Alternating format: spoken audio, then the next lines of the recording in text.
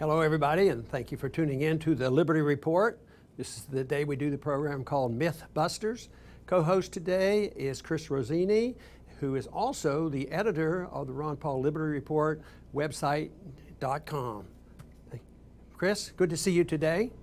Good morning, Dr. Paul. Great to be with you. Good. I imagine there's a couple myths that we can deal with, misinformation, confusion. It seems like that's all I hear about it during the presidential campaign. So I guess you found a few for us this week. Yes, I did, and we'll start with the most bizarre. As we know, cultural Marxism, political correctness is running wild across the country, and apparently there's a new branch that we can, jokingly call bathroom correctness. And I saw reported on targetliberty.com this week some really interesting news that there's actually a government website in Washington, D.C., where people can go to it and report private businesses that don't offer gender-neutral bathrooms.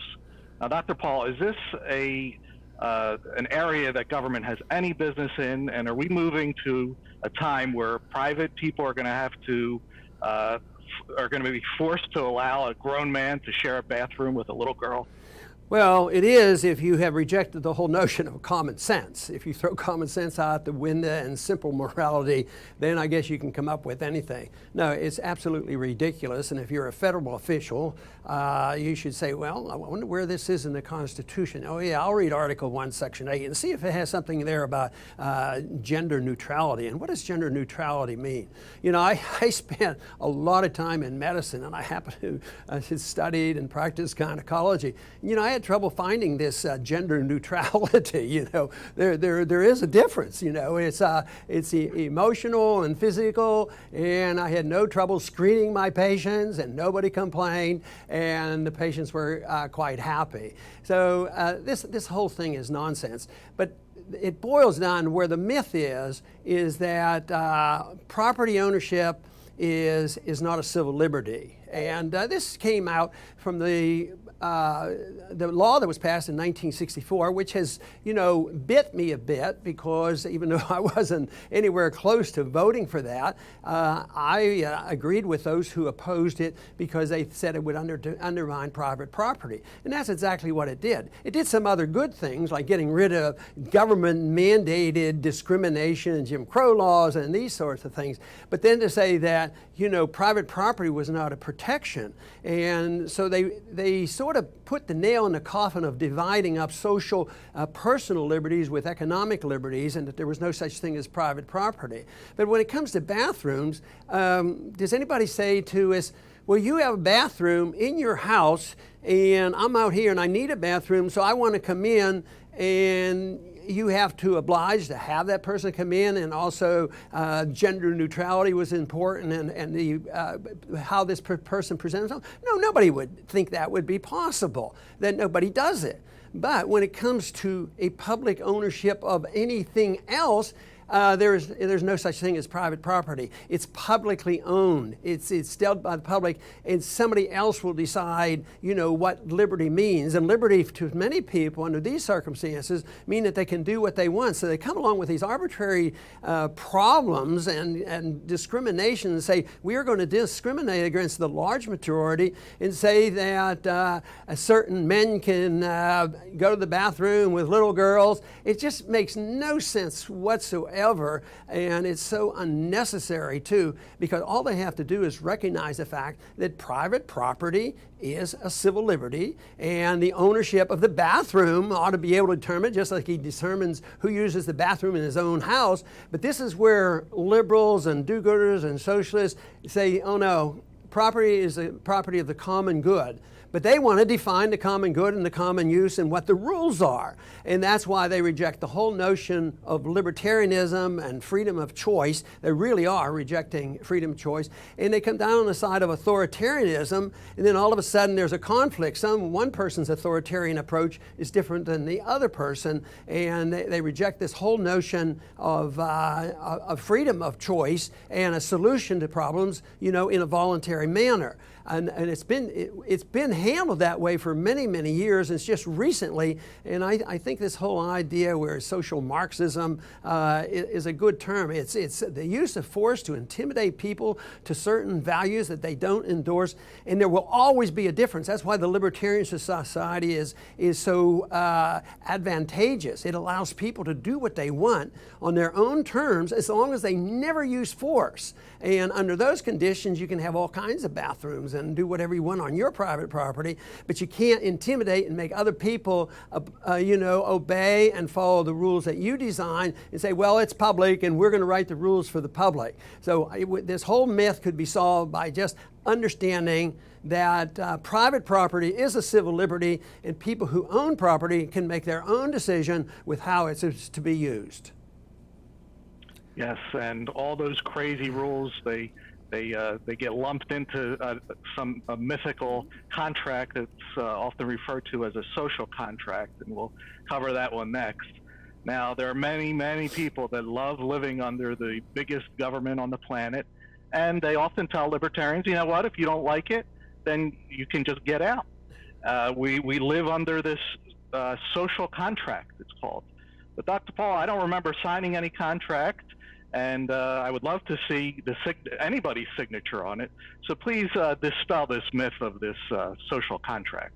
Well, I tell you what, with that presentation there, it makes you think about Lysander Spooner, because he spent a lifetime trying to point this out. He didn't sign the Constitution. Why do I have to obey the Constitution? And who put me into this social contract?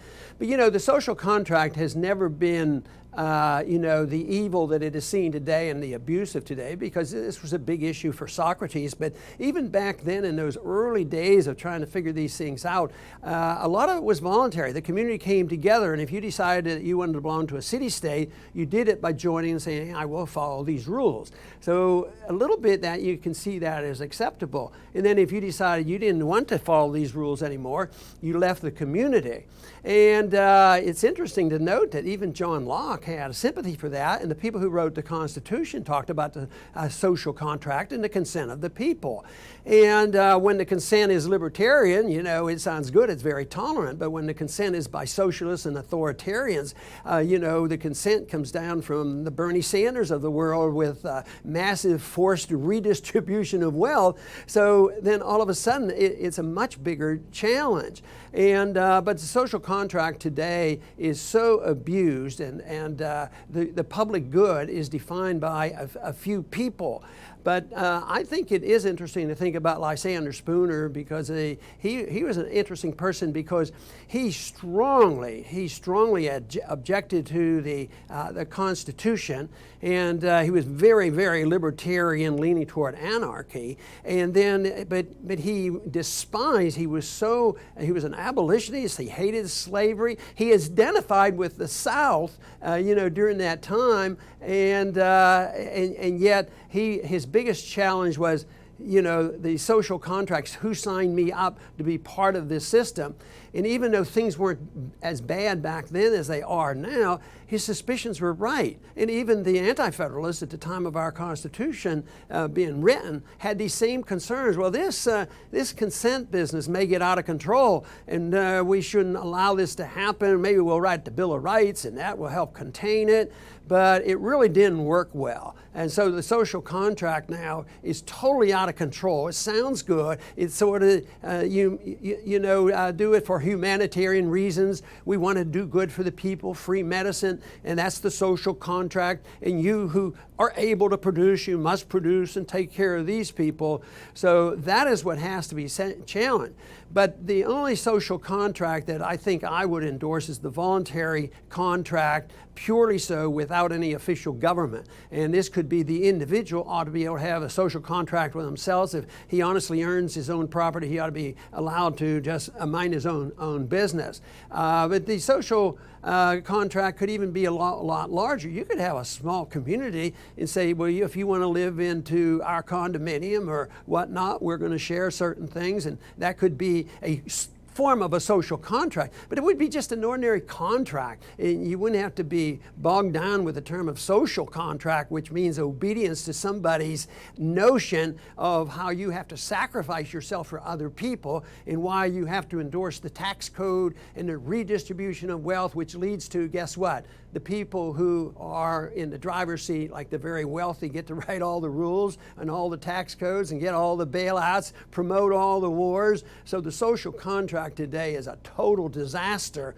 but the basic principle of voluntarism is quite different. It's interesting that if you read closely what Socrates said, he believed that if you join, you should stick to their guns. As a matter of fact, Spooner even said, while the Constitution is in place, just for public order, he would obey it. But he believed it was wrong and would lead to a disaster. He was absolutely right.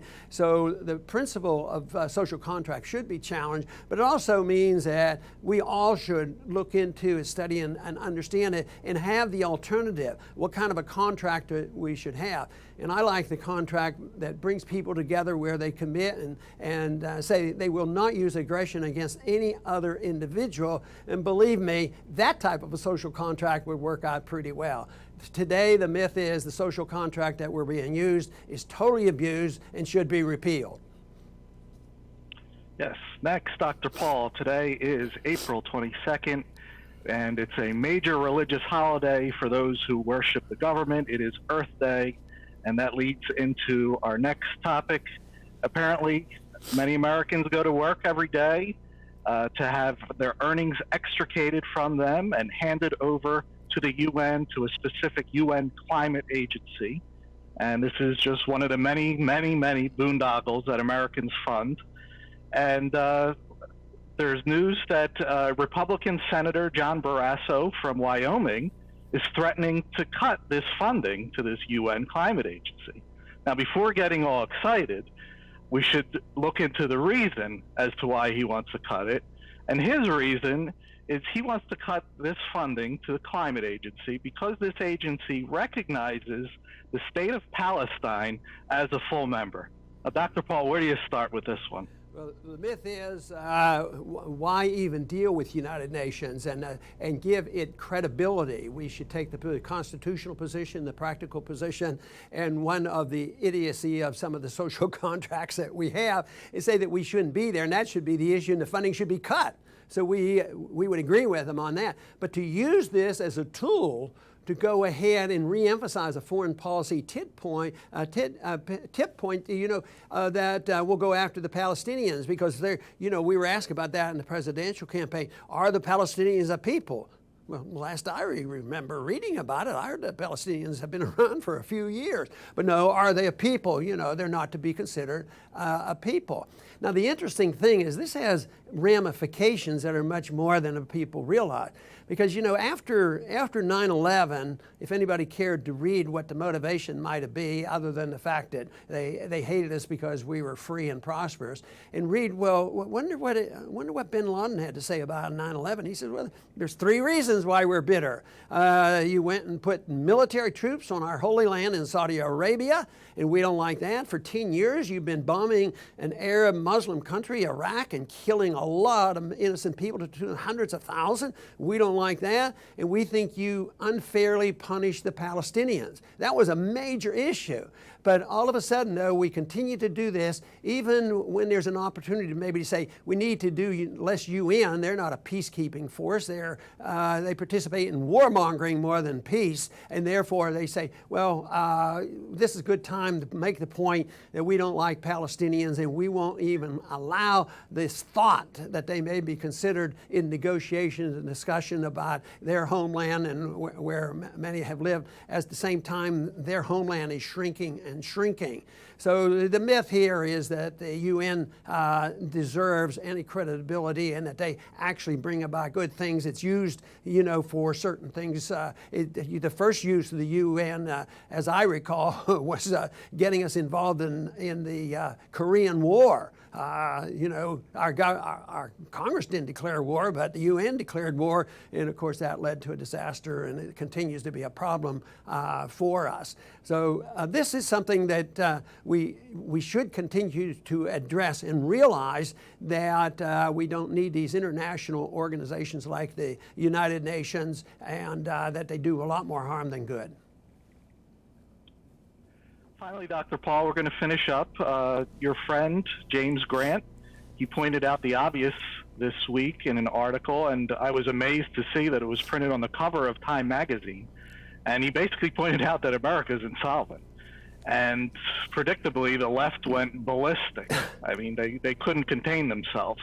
And they're coming up with excuse of how America is solvent. And there were so many to choose from, but I grabbed a quote from a former Clinton administration official, Robert Reich. And this is how this is his argument. He says, quote, "The federal debt is dropping relative to the size of the U.S. economy. The debt is growing at about 3% a year, while the economy is growing at 3.4%, which means it's sustainable." Now, Dr. Paul, please dispel this myth. Well, as long as we believe those kind of arguments, the welfare warfare state is sustainable until the total bankruptcy erupts and engulfs us. It makes no sense. The two numbers are actually wrong. Because the debt is not measured by the national debt. That's just a minor part of it. It's the unfunded liabilities, which are so much greater. We owe almost $20 trillion on a national debt, but there's $210 trillion of unfunded liabilities, which is the real debt. But the other thing is the GDP numbers make no sense whatsoever. They claim that the GDP is growing. Well, if the GDP was growing and things were so well, why are so many people angry? They're angrier in this election cycle more than ever before because there are a lot of people hurting, and there's a lot of imbalances, and there's too much debt. I mean, the country, just because we can print money doesn't eliminate the fact that we're insolvent, just like Detroit is insolvent, and as well as Chicago and these other cities. But we can paper it over for a while. But the GDP is a fiction, because if the government prints money or spends money and runs up debt, the GDP goes up. So if they build more weapons for war, the GDP goes up. So you buy tanks and planes and bombs and drones and send them around the world, causing a lot of trouble and destruction. The GDP goes up because we built those things, and they don't shrink it because the stuff is destroyed, but never helps the people here in this country. Also, they claim there is no price inflation. Well, there's plenty of price inflation. There's going to be a lot more, and they want more. But the price inflation, if gasoline goes up in price, which eventually it will and is already starting to do that, the GDP will go up. Oh, they spend more money on gasoline. So it's a total fiction, and they have to realize that the debt is bad. Besides, if you use the GDP, and let's say they were more honest than they are, the government doesn't own the GDP. They own the ability to tax us, and there's always a limit to that. And they can't keep up with it because the GDP theoretically belongs to the people, and they have to extract that from the people. So the other important thing to recognize is, where does the debt go? The debt obligation or the unfunded liabilities, but government borrows to consume. They never borrow to produce. So they borrow, and it's all spent and in the wrong way. It causes a malinvestment. Sometimes the money just goes into the stock markets, and Wall Street benefits. And that'll all represent, a part of the GDP. But government money, the money that the government gets is used for consumption. And but if a growing country or a growing business borrows legitimately and takes some risks, and people take risks in loaning money to these individuals and to produce a new plant and build highways or railroads or hotels or something legitimately, and it's a good business decision, that is not, all debt is not equal and all debt is not bad.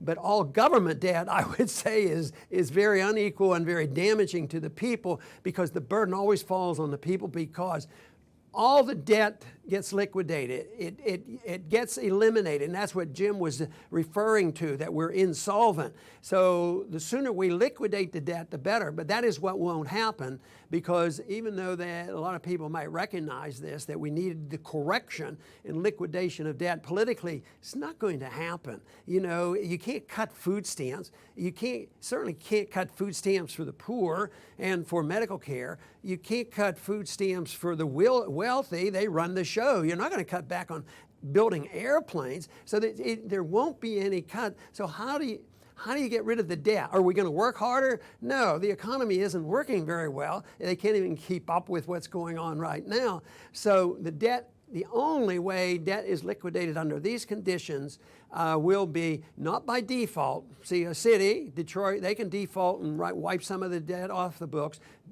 Businesses can do that, but governments don't do this. What they do is they liquidate debt by paying the debt off with money that has less value. So if they could tomorrow create 50% inflation right now and double the price of everything, the debt shrinks by 50%. So real debt goes down. That's what they're struggling for. That's why they're begging and pleading and practically praying for prices to go up. But they can control the supply of money. They can control the inflation, but they can't control where it goes and what it does and where the next bubble is. So this is the big problem. Jim is absolutely right. It's totally insolvent. The debt has to be liquidated, and it won't be under these conditions. But to say, in a very narrow sense, if you say, well, let's look at the national debt and look at the GDP, and they're going up about the same rate. Well, the truth is the government could probably make the GDP look whatever it wants.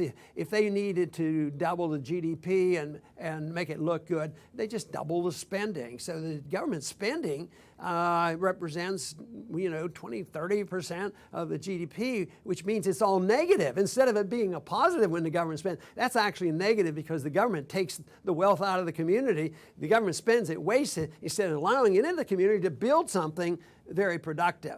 So there's indeed a myth here that says that ordinary debt, the national debt, as long as it grows at the same rate as GDP, everything will be all right. That's pure deception. It's bad economic policies, and it will continue the process that we're locked in on now. So things aren't going to get much better until it's recognized that this thing is going to come unglued, it's going to break down, and you will see the liquidation of debt, which will by that time be much more painful than we have seen in a long time.